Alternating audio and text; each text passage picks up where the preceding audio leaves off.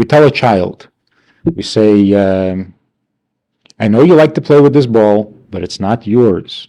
You carried it home from your friend's house. Go give it back. They say, oh, but I like this ball. It's my favorite ball. Yeah, but it's not yours. Go give it back. Makes a lot of sense, right? Then what if the kid says, but I'm afraid? Oh, now what do we do? Why is the emotion of fear more a justification of keeping someone else's thing than the emotion of pleasure? If the kid says, but it's my biggest pleasure in life, you say, well, sorry. You can't have your pleasure at someone else's expense. So if the kid is smart, he won't say it's my pleasure, because that's not going to get him anywhere. Instead, he says, I have a fear. I am terrified of living without this ball. So what? It's the same thing. Because you have a fear or a discomfort, that's why you may take somebody else's ball. So the same thing with stinginess. A person says, look, it's not that I'm so greedy that I need all the money in the world. It's just that I have this fear. I'm insecure. I'm not a chazer. I'm insecure. You say, well, in that case, we really have to think about what we should do here. No, we don't. Why is insecurity any more justified, any more valid than greediness? Either way, it's your issue. If it's your issue, then how does that justify taking somebody else's things? So the question is not what the issue is. The question is whose issue is it? If it's your issue, then you handle it, but not at somebody else's expense. Even to the point where you would say, theoretically, and I'll make a stupid example. If you say, if I don't have a certain amount of money in the bank, I will kill myself. I'm that insecure. I will die, and really, truly die, if I don't have a certain amount of money. And therefore, I can't give back what I stole. I stole the money, but I must have it. Without this money, I die. You know what the answer is? So die. The Gemara tells a weird story. The Gemara says there was a guy fell in love with a married woman. And he kept pestering her. He wanted to have an affair.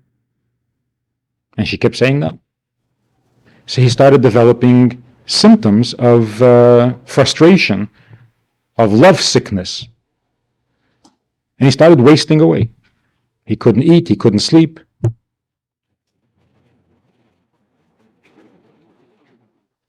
So they went to the rabbis and they said, what can we do to save this guy? They knew the problem? Yeah. Yeah. They said, what can we do to save this guy? Is it okay if he just holds her? They said, no. Not allowed. They said, would it be okay if he just talks to her? Just to hear her voice? They said, no. He said, would it be okay if he talks to her from the other side of a mechitza? They said, no. Let him die.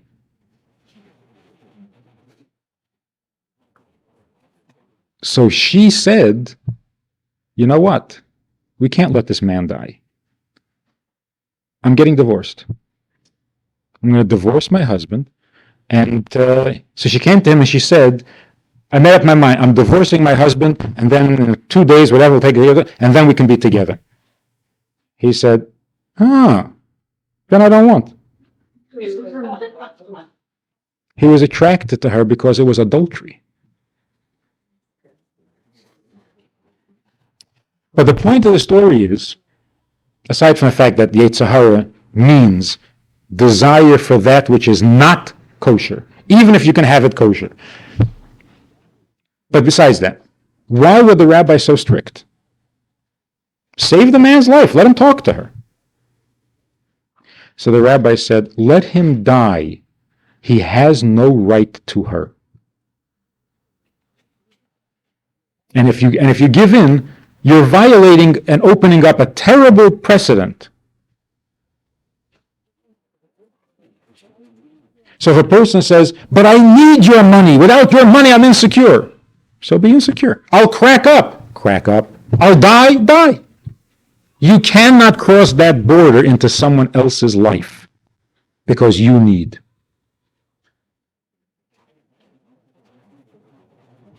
And the proof of it is that when she offered to sacrifice everything in order to make him happy, it wouldn't work. He doesn't want it that way. He only wants it when it's not his.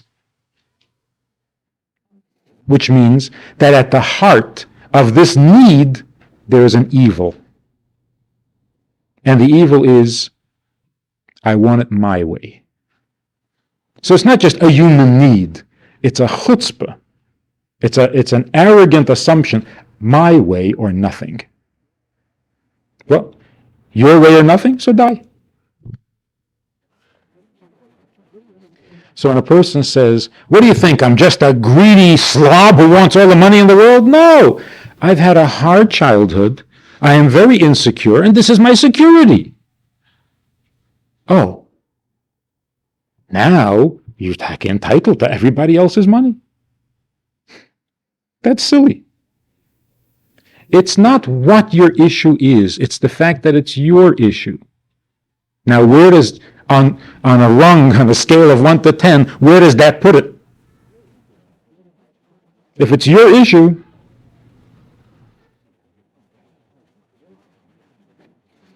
so what is the point of learning Torah?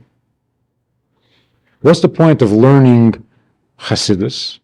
What's the point of learning stuff that you may never get to do? Mitzvahs that you may never have the opportunity to perform. The point of studying Torah is that godliness becomes real in your head, at least in your head. So that, yes, you'll still get offended when you have nothing to be offended about, but you will get offended because your heart is still on the old track. You'll still get angry, you'll still get jealous, and so on. But it won't be with this self-righteousness. You won't act like an animal and then feel justified also. So first of all, you won't get angry as often. Second of all, you won't get angry at the silly things. Third of all, even when you are angry, it won't last as long. And fourth, even while it lasts, it's not so violent. So you've basically taken the steam out of your animal nature. Because in your head you know, this whole thing is silly. What am I talking about?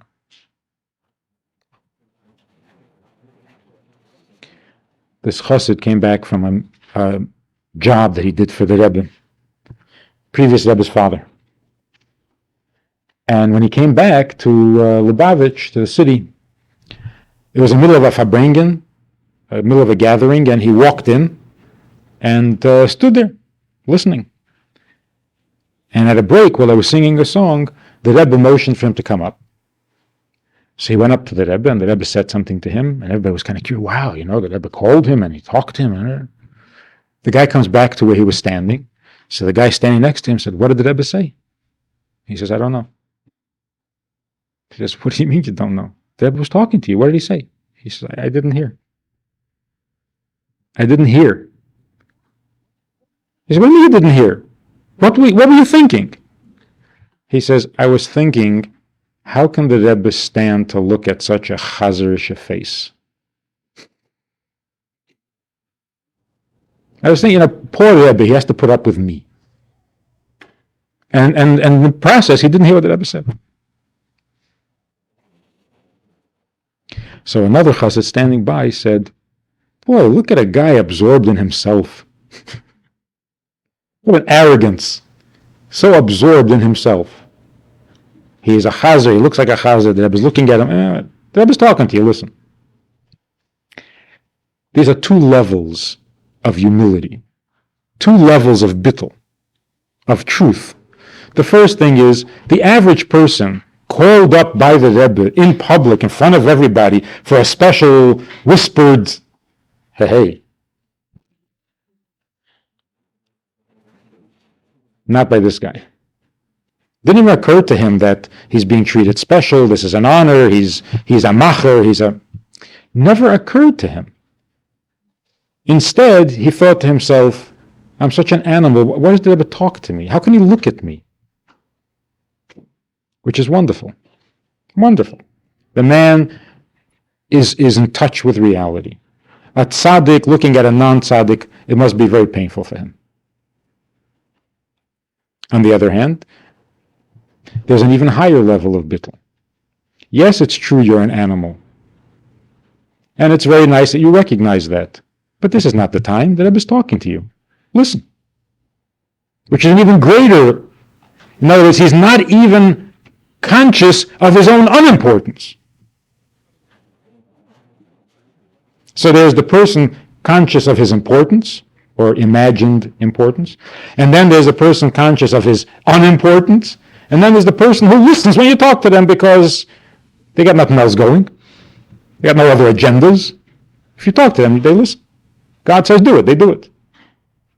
Not because they want to be good. They have no other agenda. They're busy with themselves.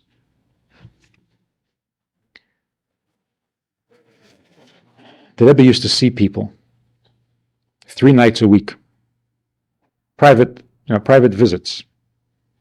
3 nights a week. On the average night, it would be about 20 people to see the Rebbe. On a busy night, it would be almost 40 people. 40 people in one night. And the night began at 8 o'clock. And it ended, obviously when there are 40 people, it ended about 5 in the morning, 6 in the morning. And then the Rebbe would go straight to davening. There was one such night, and the Rebbe had a terrible cough. Turned out, we found out later, it wasn't a cold, it was a chronic cough. Some irritation on the lung or something, which just wouldn't go away. And the Rebbe was coughing, and it was painful to listen to. So finally, Rabbi Groner, who was the secretary in charge of the visitations, couldn't take it anymore. So he tells the next appointment to wait a few minutes. And he brings the Rebbe a thermos with some tea. He puts it down with a cup. The Rebbe looks up and waves him out of the room. So he grabs the thing and he runs. Anyway, people finish the visitations, and at the end, he would go in to see if there's any paperwork that needs to be done, a letter mailed or whatever. So at the end of all the visits, he went into the Rebbe, and he felt a little bit upset because the Rebbe had been annoyed. So he wanted to apologize. He didn't know, what to say. So he comes in and he says that the reason he brought in the tea is because the Rebbe was coughing, and he thought maybe it would be, to take 2 minutes to drink some tea would help. So the Rebbe said, hot tea is 6 minutes. And why should someone wait in the middle of the night while I drink tea? It doesn't matter that the next guy in line to see the Rebbe, when Rabbi Groner had brought in the tea, that the next guy in line was a nudnik, a shmendrik, a pain in the neck, who was always there. He always had something to kvetch about. He always had something to bellyache about. And if you had waited 6 minutes between me and you, if he didn't come at all, also wouldn't have been a tragedy. But that's the way I think. By the Rebbe, a Jew is waiting for me. How can I make him wait 6 minutes? Because I want to drink tea? Now, he's the Rebbe. People do wait for him. All night they wait to see him. So wait another 6 minutes. And the Rebbe couldn't see it. How do you make somebody wait while you drink tea? So that shows what the assumption is.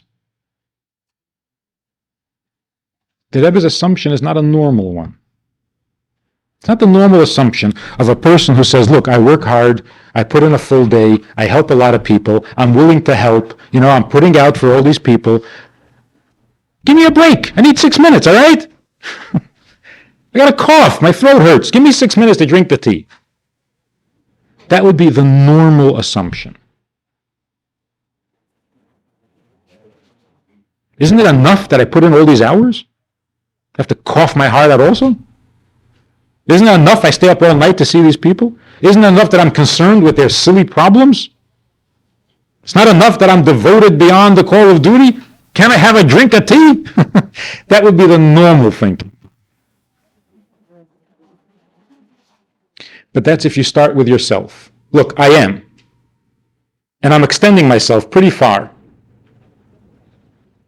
Do I deserve a cup of tea? The other attitude is, if it's not an extension, I'm not extending myself. I am justifying my existence. Without this, I don't have to be at all. Never mind drink tea.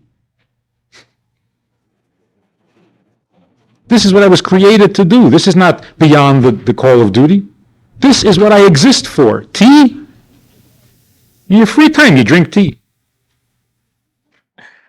But if you're created in God's world, there is no free time. What does it mean free time? And here's the point I'm coming to. It's a long introduction. When a person says, I understand. I study Torah, I'm into it, I'm a Jew, I'm religious, I keep commandments, I am ultra-Orthodox, ultra-Orthodox, I'm into it. I'm sold. The money is not mine, it's God's money. Working is not mine, only if God gives me permission. Dressing, marrying, I can only marry who God wants, I can only dress what God allows me to wear. This is God's world. I understand that. I will never take a step without his permission. After all, this is not my kitchen. And I will never complain. Whatever God gives me is fine, because I don't deserve anything. I didn't earn or deserve being created. I have life and it's for free. I'll take what I can get without any complaints because it's more than I deserve. That's it. I am in with both feet. But when you come along and you tell me Mashiach is coming tomorrow, I have my doubts. I believe in Mashiach, don't get me wrong. I'm an Orthodox Jew. I believe in Mashiach. I say every day, I believe with a total faith that Mashiach will come. But Mashiach is coming tomorrow, I have my doubts.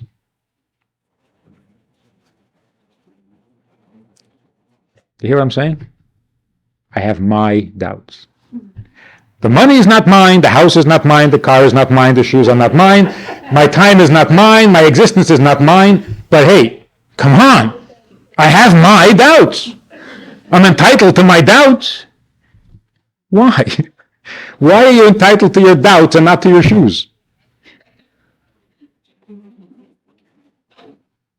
So at the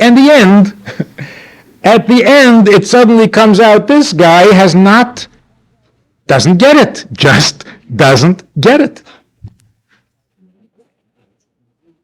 Turns out that he is the center of his universe. Just like the guy who says, God can't tell me what to do in my bedroom. Hey, it's my bedroom. You can tell me what to do in the synagogue. You can't tell me what to do in my bedroom.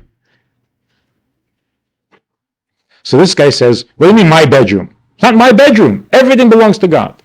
But I have my doubts. Hey, come on. God can't tell me what to doubt. Why? Because you can see yourself existing without shoes. You can see yourself being without a bedroom. But without my own head? Am I entitled to my opinion at least? No. Sounds terrible, huh? You're not entitled to your opinion. You're stuck with an opinion. Don't get self-righteous about it.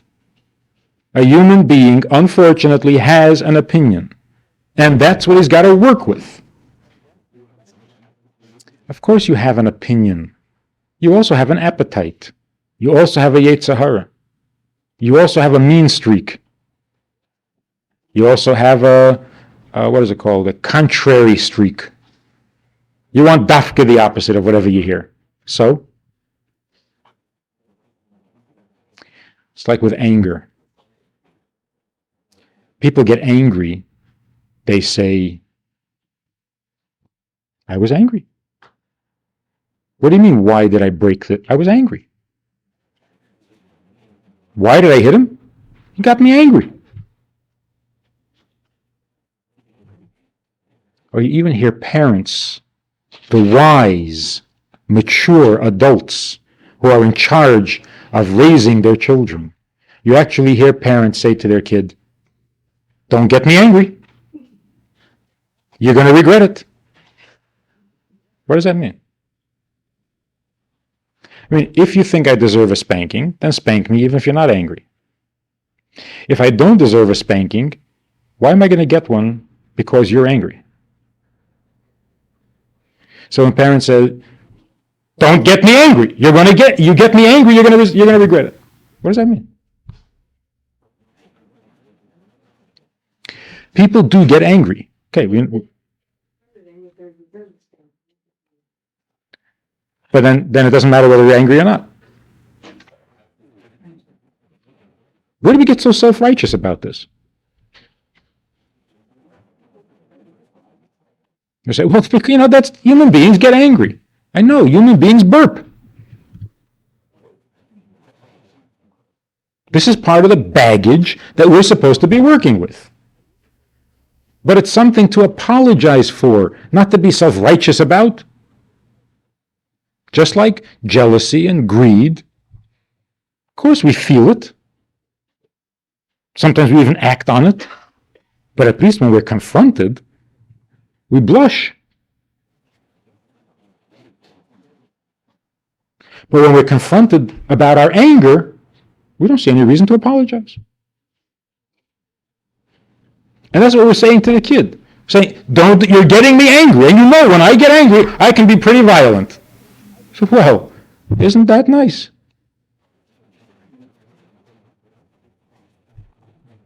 Same thing is true with doubts. We have doubts. God creates the world. God puts us into the world. God gives us intelligence. God gives us freedom of choice. God gives us commandments, gives us a mission and a purpose for which to live. And we walk around and say, hey, I got my doubts. So apologize.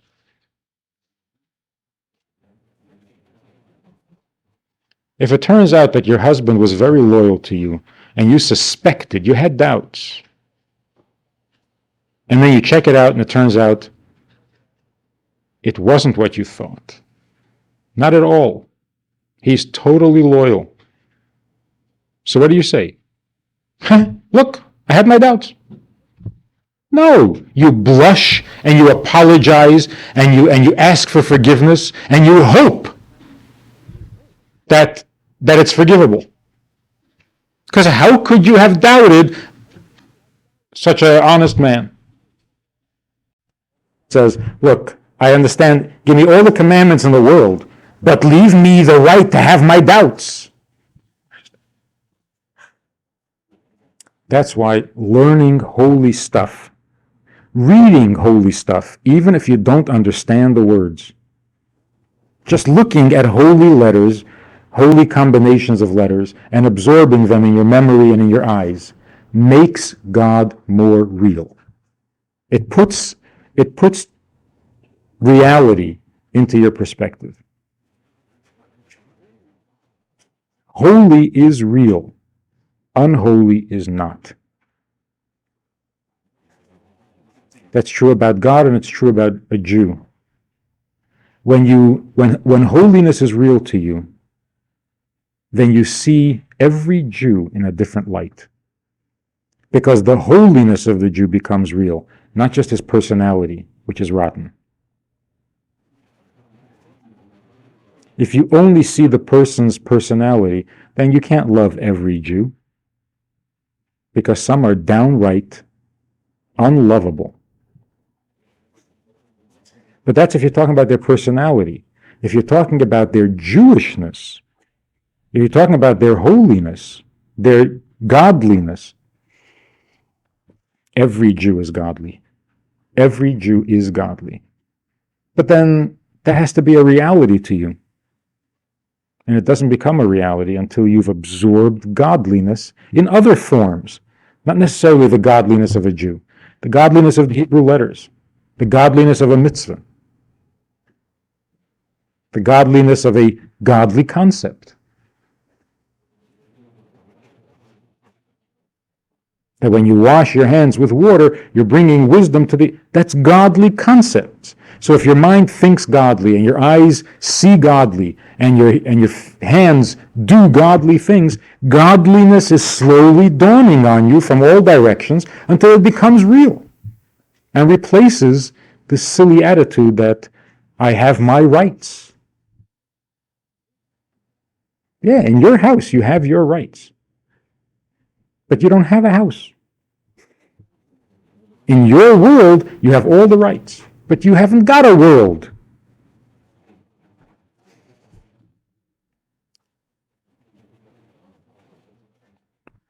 A guy came to see the Maggid, and he was very upset that the Maggid lived in such poverty. Nothing. An empty little shack. And this guy was a wealthy man, and he couldn't stand this idea of living so. So he says to the Maggid, he says, where's your furniture? Where are your possessions? Where's your furniture? So the Maggid says, where's yours? Oh, he said, I don't see any furniture. The Maggid said, where's your furniture? I don't see your furniture. He said, what do you mean? My furniture? It's in my house. I don't carry it with me. The Maggid said, me too. This is not our house. This is not our place. This is a mission. We're on our way. We're doing something. We want to schlep my furniture with me.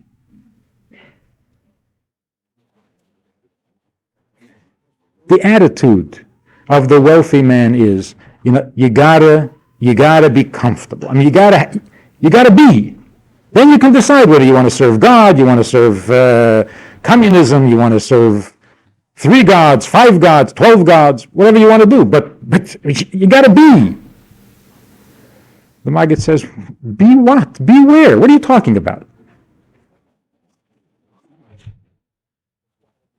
There's only one thing that gotta be, and that is your purpose in creation. What are you here for? That's the only thing that gotta be. When we start with this assumption, look, life is life, I am here, let's see what I can make of it. No good. That's be the most you can be attitude, and it's horrible. It's horrible.